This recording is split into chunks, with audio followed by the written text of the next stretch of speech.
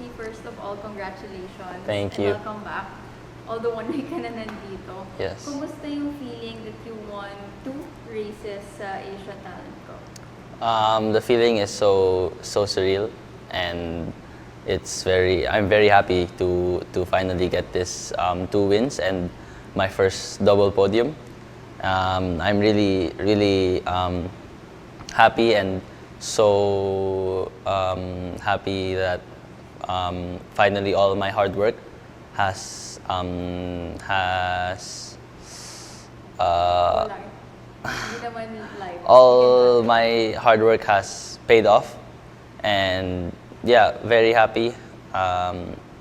Hopefully next race I can continue this form, and I will keep training and keep working hard for the next races. I saw one of the races and yun yung may double penalty ka pa. Tapos Yeah. yun yung nanalo ka nga. Gaano kahirap yun na you had that penalty and then in the end, nanalo ka pa rin? Parang what was going through your mind while you were doing that loop? In the penalty, at the start, because I had 5 laps to serve the penalty, and the first lap you can't serve the penalty yet until they show you the board that you can. So my plan was to try to lead and maybe stretch out the group a bit, and then the plan was what I did. I was really happy because from the start of the race I managed to make a small gap, so it helped a lot in the long lap. I think I didn't lose too much time because I already gained time on them. So I mean, I was super happy with how I did the 2 long laps, because I think I couldn't have done it any better. So it helped me in the race, made it a lot more easier. And yeah, from the second long lap, I just kept pushing and trying to catch the group as soon as possible and get to the front of the group as soon as possible to not have too much mess in the back. Talk about yung dulo. Kasi yung dulo, very ma-action yung nangyari. Yeah. Nagka-crash. And then what is going through your mind nung nangyayari, malapit na mangyari yung whole thing? And then when the crash happened, and then you took advantage. I don't know. I wasn't thinking about the crash. It was unbelievable. I was seeing the checkered flag and there was nobody ahead. The 2 crashes happened so fast. I don't know really what happened. I just knew that I won, and that's it. Everything came into me after the race. I was thinking about it after the race, and I said, I don't know how that happened. I didn't expect them to do this and make this mistake, but finally I was still there, even if I won because they crashed. But if I wasn't there, I wouldn't have won as well.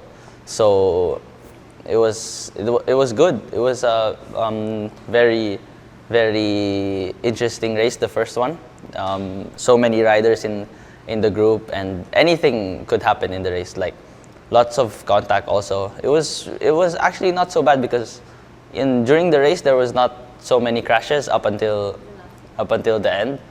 Normally maybe 1 or 2 crashes in the pack because there was like 10 or 12 riders in the group. So it was big. I think it was the biggest one this whole year. So it was really difficult. When I got to the group after the long lap, I couldn't overtake easily. I stayed at the back for like more than half of the race. So it was difficult. So many riders fighting for all of them want to win. So yeah, I just stayed focused, tried to keep calm and not make any mistakes, learn where they lose and where I can take advantage. And finally I got to do it and got myself in a good position for the final few laps, and just held station in there, waiting, trying to see what possibilities can happen.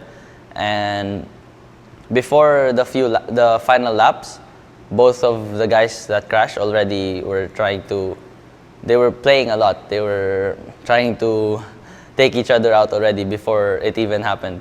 And I had a feeling it was going to happen because even the races before, they were already trying to take each other out. And when I was there, when I saw him go for that move in the last corner, I said it's not going to work. I knew it wasn't going to work because it was too much, to be honest. But finally I was there and I took advantage of what happened.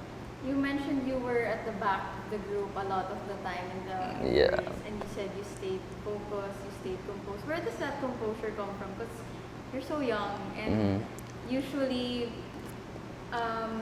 it takes a while for younger athletes like you to get that mentality. So where do you get that type of? For me, in Indonesia, I was really calm because I felt super confident from the first day, from the first practice, from the first lap. I felt really strong, really good with the bike. I started strong, so the confidence was there. I mean, when I was there, I knew I can do it. So in me, I knew that I can go with them, and if I lead, I know I can stay in front because it's what I practiced during the whole weekend. I tried to stay alone.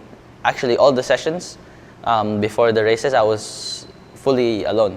There was nobody in front, nobody ahead, so I was used to not seeing too much in front. And in the final session in qualifying, I tried to go with the group just to understand how I can pass, how I can overtake, and this with a lot of riders. So even there, I felt really confident. So it made me more calm for the race, knowing that I can do what I wanted to.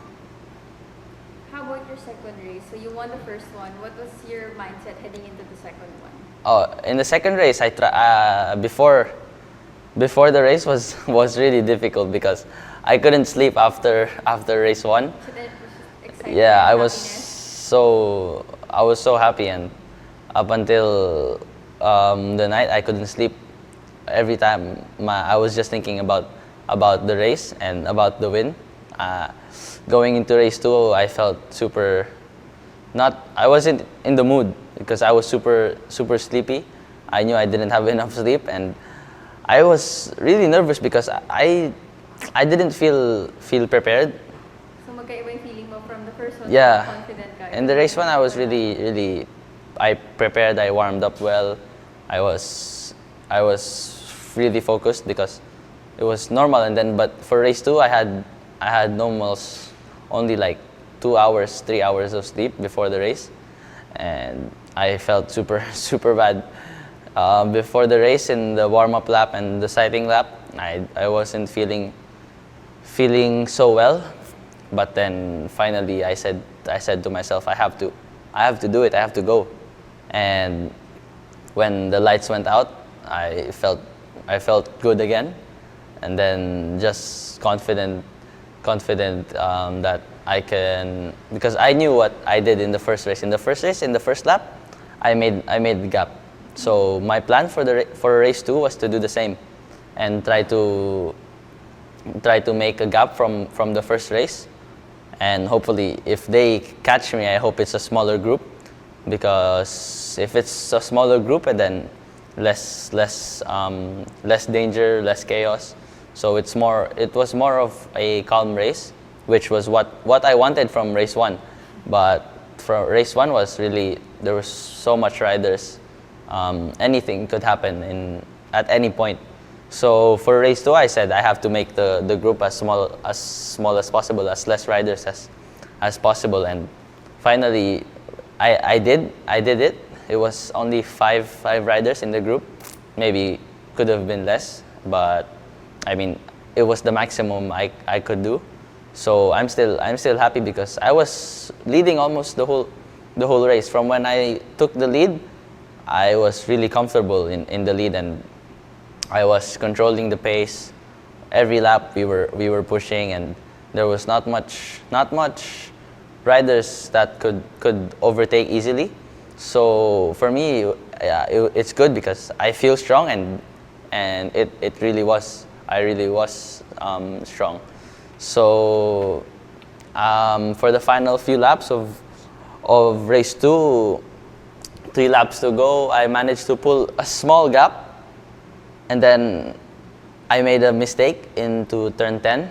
My bike hit false neutral, and then I lost all the gap that I made, and I fell back to P3 with 3 laps to go. I wasn't feeling, I You didn't, get demotivated when that happened. I was, no, not really. I was just frustrated because I saw that I was making a small gap, and then maybe one rider could catch, and it was only the 2 of us for the final lap. But then I made this mistake. I mean, it happens. I was trying to push because it was only 3 laps to go, and I said 100% all in or nothing. And then I made that mistake. When I fell back to P3, I just said, okay, there's 3 more laps. I felt comfortable in the lead. I managed to make a small gap in the lead, so if I get past them, I think I can win. And on that very next lap, I managed to take the lead again. And after that, I was just in front until the checkered flag. So it was what I wanted. I didn't want to see anybody in front, and it was super good. At the start of the last lap, I felt like going into the fast rights. Normally, I hear bikes behind me, and then if I hear them, I know that they will attack for the next corner. And then in that part of the track, I didn't hear anything. I was like, I think I'm gonna win. You got it. I think, and then finally, after the 2 rights, when we went straight, I heard some bikes, and then 2 riders, one on the outside, one on the inside, and then finally I just said, I'm going to brake as late as possible, as late as I can, and nobody got through. So it was good. I think that small gap I made in that section helped me a lot, because it was difficult for them to catch the slipstream. And yeah, I felt in that corner, I already felt like I think it's done. I think I won the race, but I was still focused because from race 1, in the second to the final corner, That's where Ikegami and the Ogiwara, they were braking super late, and I was just waiting for any moment that anyone could pass by. But finally, I made again a small gap, because when I was leading, both of them were fighting at the back, so they lost a bit of time. So that got me a small margin. So nobody could pass because they were too far, and I was super happy again. Yeah. So now you have another race coming up Yes. at the end of this month. This time, Malaysia. Yes. How are you heading into that? Because if the first race, confident ka. Mhm. Second, di ka nakatulog. Medyo Yeah. frustrated. So how about the third? Well, for Malaysia, it's a new weekend. I already forget about what happened last week. So It's a new weekend. And, I mean, every day is a new day. So I just try to go into each day and try to give my best every day. Right now, I'm still not thinking about Malaysia. I'm still here at home. I'm still trying to enjoy with my family, and I'm still trying to prepare myself, my body, and not think about too much yet. It's still a few weeks out, but then maybe a few days in, I'd start to think about what I have to do, the plan, and yeah, right now just prepare myself physically and mentally. Not too much stress, not too much thinking, and just be in a calm mind with confidence. So now of course I have the confidence after the 2 races in Indonesia, but again, it's a new weekend, it's a new race, and you never know what can happen. So you have to approach every race weekend as a new challenge, It's not that maybe I was strong, yes, but it's a new one. I have to stay focused and stay committed to the goal and know what I want to achieve. Is it right that even if you get number one again in Malaysia, you don't get the number one like overall? No, it's too far because Is it the points? it's a point system. So if you finish first, you get 25 points. Second, you get 20. Third, you get 16, and so on. And it's until 15. So 15 gets 1 point, 14 gets 2 points, 13 3 points, like this. So mathematically, I can't win even if they both score 0 points and I score 25 and 25, which is 50. I can't win because first is 85 points ahead of me.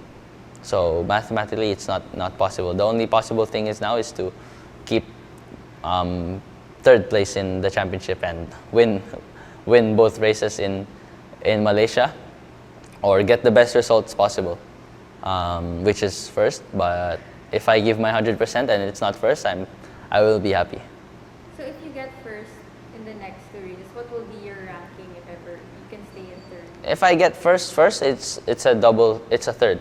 It's a third. But if I get second or third, I don't know really. I'm not thinking about the championship. It's just that I give my best. I gave my after the race. I know that I gave my 100%, and whatever result comes, it's what happened. And finally, I tried my best, and I'm ready for whatever. What is your ultimate goal, Fonsi? Because you're already here in this level, but what is the ultimate goal for you? The ultimate goal is to make it to MotoGP and to be a world champion. I mean, it's everybody's goal when they start riding motorcycles. I mean, in any sport, if you get to one sport, your goal is to be the best in that sport. I mean, that's why you started to do this, to be the best. And for me, it's to make it to world championships. MotoGP is the main goal. And I mean, we'll take it step by step. Right now is whatever comes next, just step by step. You can't go 10 steps ahead. So whatever's next is my goal. I wanted to go back to when you were 7. That's when you started, right? Why motor racing? Why was that the sport that you chose out of all the sports? Well, it was the sport I grew up watching. I mean, I grew up around motorcycles. I grew up around my dad with motorcycles, and I grew up watching racing. And I mean, if you grow up with something, it's if you grow up with something you like, and you know you want to do it, you will try. And then when I did, I mean, I liked it.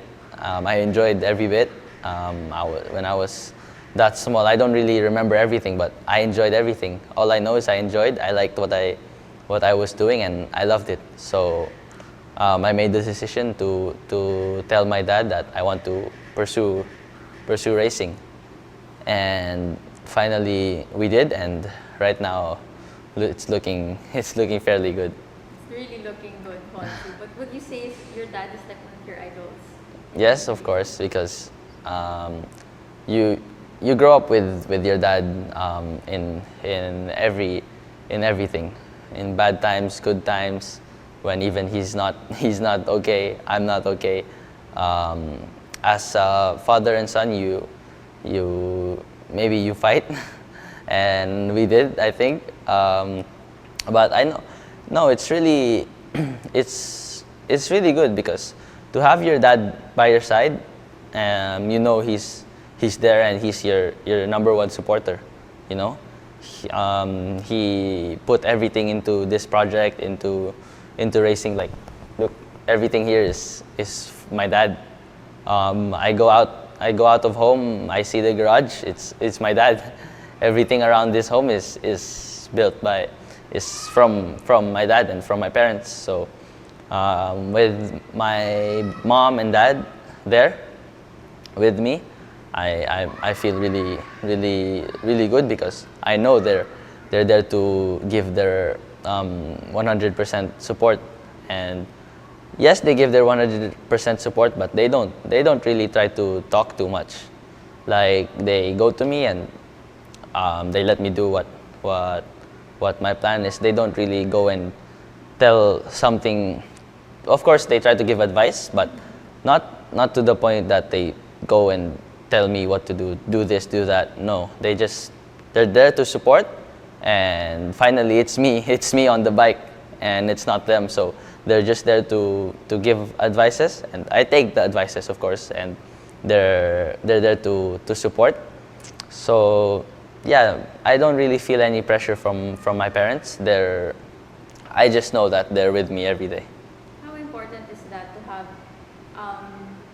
the support of your parents? Because I've spoken to other athletes who also reach high levels, and that's something they always say, na iba talaga pag support fully back ka ng parents mo sa ginagawa. Yeah, of course it's different because your parents is who you are with every day. They're there with you.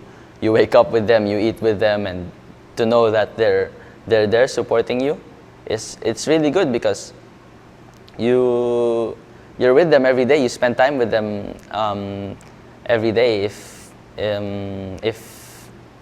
you're not support by your parents, it's really difficult. You don't have a good base. I mean, with your parents there, it's more calm. You know that there's always someone you can talk to, you can go to, you can say something to, you can open up to. So it's really important to have your parents by your side, and it's the best. What's the best advice your dad has given you, or something that you'll never forget? Well, the best advice my dad has given me is just that do my own thing. He doesn't really tell me to do what I have to do. He says do your own thing. He's there to support. He's there to give what I need, and we go to like some schools, and he just brings me there, and he doesn't talk. He's there to support. I mean, I asked for something like to join this one school. He just plans everything, but from advices, my dad just tells me to give my 100% every day. Take every day as a new challenge, and just don't put too much pressure on yourself. Stay calm, because if he's not putting pressure on me, there's no point in putting pressure on myself as well. So he just tells me to always give my best, and he won't judge.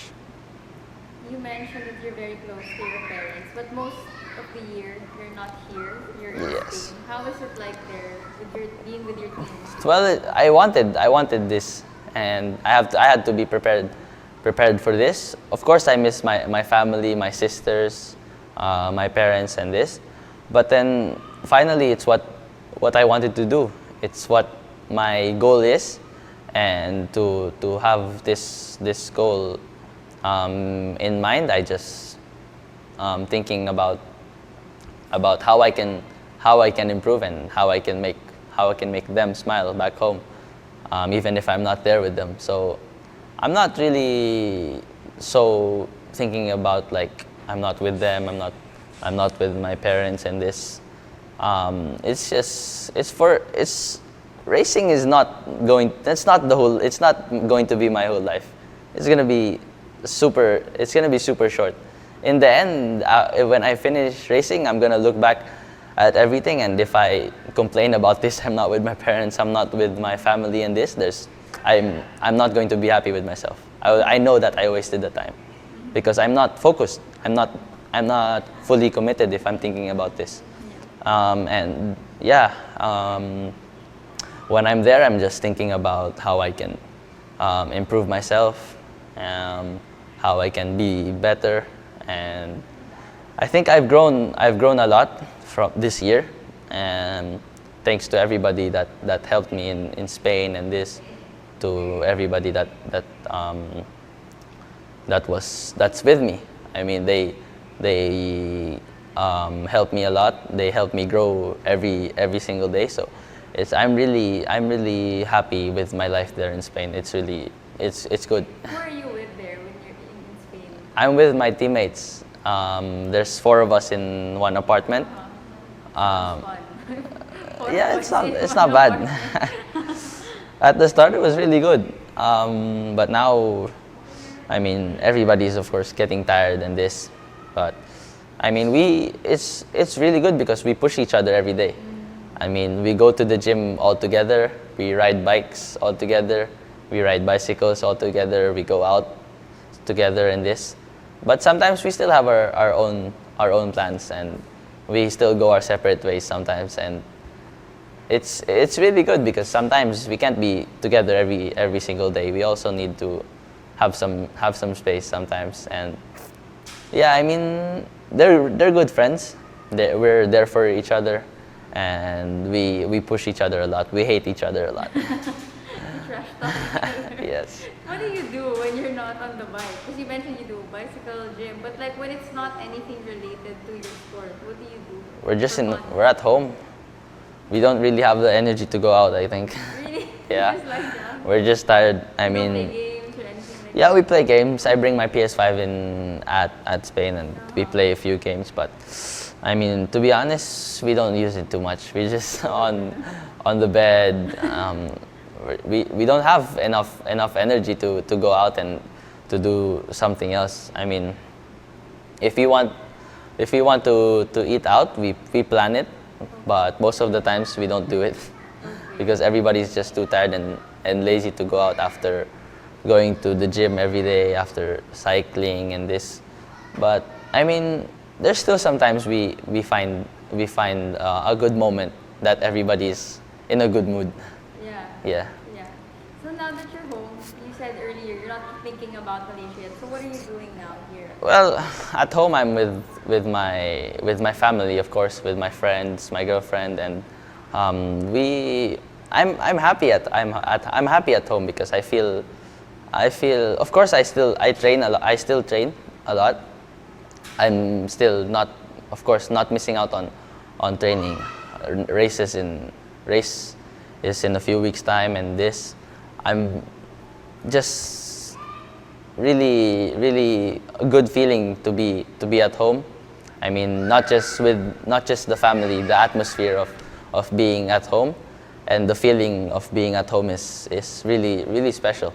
I mean, after being in a different place for half of the year, it's really good to be at home and spend some time with my family, friends, and this. So I'm really happy. What's it like preparing for like a race? Because people don't realize it's not just being on the bike, like training on your bike, but what else do you do to prepare? Well, you have to be ready. I mean, it's really physically draining in a race, and it's not a joke. I mean, it's So a what do you do? big difference for me this year and last year. Last year I wasn't training so much. I wasn't prepared. I know 2024. I know I wasn't prepared, and it's my mistake. I know I didn't train. I didn't prepare for the races. But now I feel so much better, so much stronger, and not just physically but also mentally. I mean, in the race, it's a big difference. Last year, it's what I think led to my crash in Indonesia when I was at the front, because I was super tired. Yeah, super tired during the race, and I wasn't ready.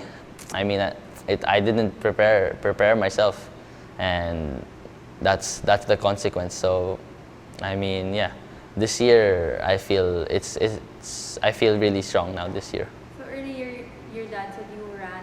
Hmm. Is that what you do to prepare? Yeah, I mean, we go running, we go cycling, sometimes swimming, but we go to the gym. Here in the Philippines, I go to a boxing gym.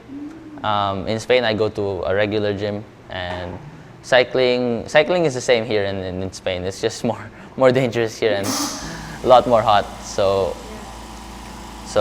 yeah, Not really a big difference training in Spain and here.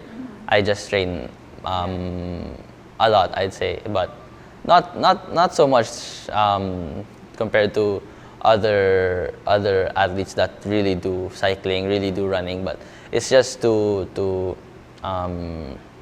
it's still a lot. I mean, it's still it's very hard training. We suffer so much, and we enjoy. I mean, How long is a training day? a training day is in Spain. We go normally in the morning. We go to the gym around 9 a.m. We not so early in the gym, around 9, and then in the afternoon we go cycling around 6 or 7 in the afternoon, because in Spain the sun is until like 10, so we can go cycling at in the evening, and it's good. In Spain the day is very long. We have a lot of time. It darkens really late, so I mean it's good for us. We can go cycling a bit late, or sometimes running. So that's what you do almost Yeah. every day, or no? Yeah, every day. When we go cycling, it's normally at least 70, at least, to around. The longest is 110. Yes, but we go up some mountains, sometimes flat. But I mean, training is really hard. Yeah. I don't like training. But it makes it easier. Yeah, for- of course. In the bike, it feels so Yeah. good. I mean, I feel super strong and not tired. I mean, you don't. We enjoy after. I mean, but during training, you're not happy. You don't have a smile on your face, and it's really, you suffer. You have to suffer. So, for me, I suffer a lot, and of course, I know it's for me, and all this suffering will all come to one good thing. So just keep working hard and keep training every single day. Yeah, I guess last few questions for me, but your dad told me earlier, the Honda school, they don't usually accept non-Japanese. And you're, I guess, one of the first, or if not the first. What did that feel like for you, knowing that they took a chance on you, they got you in? And now you're Well, producing it? with that is big thank you to my dad and to Honda Philippines. I mean, without them, I couldn't have gotten into this school.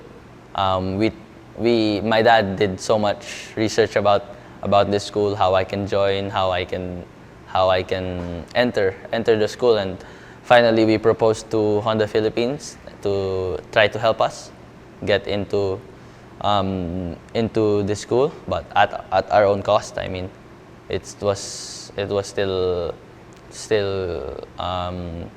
not the easiest way to go, but I mean, with their help, it made it so much easier. And finally, we had this one meeting with the Japanese boss, and we were talking about this and that.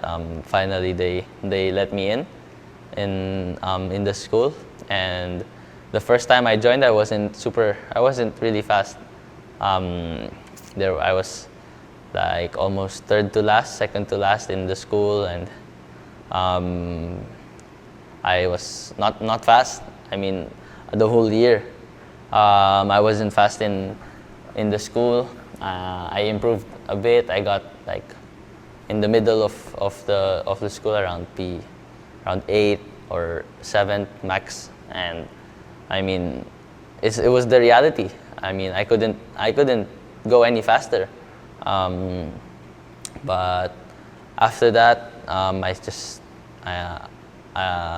in the middle of the school, the Asia Talent Cup applications opened up, and I wasn't sure if I was going to apply because I wasn't fast. And That was last year, Not 2023, applications applied were open for the Asia Talent Cup, and I was really not confident that I would that if I should apply or not. I mean, I was saying to myself, I mean, is it still possible? Because in the school it was difficult. I mean, the guys that are faster than me told me that I asked them if they were going to apply for Asia Talent Cup, and they said, I'm not fast enough, and they're faster than me.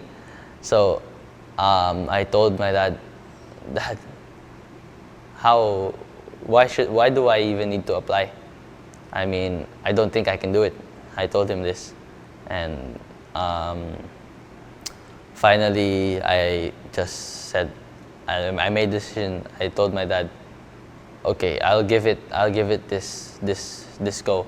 If this doesn't work out, I mean, I said, I don't know what I would be doing. If I didn't get selected for this year, maybe I'm not racing anymore. That was And like your ultimatum. yeah, and just big thank you to the ATC for giving that opportunity, because me and my dad said, I told my dad, I mean, it's if I don't get selected, I don't want to race, because I didn't want to. I was already 14 at that time, and there was kids 13, 12, up and coming, super fast, and I just said, if I try again the next year, it's gonna be too late. I'm going to be 15, and then everybody else is 14, 13. So I gave it a chance, and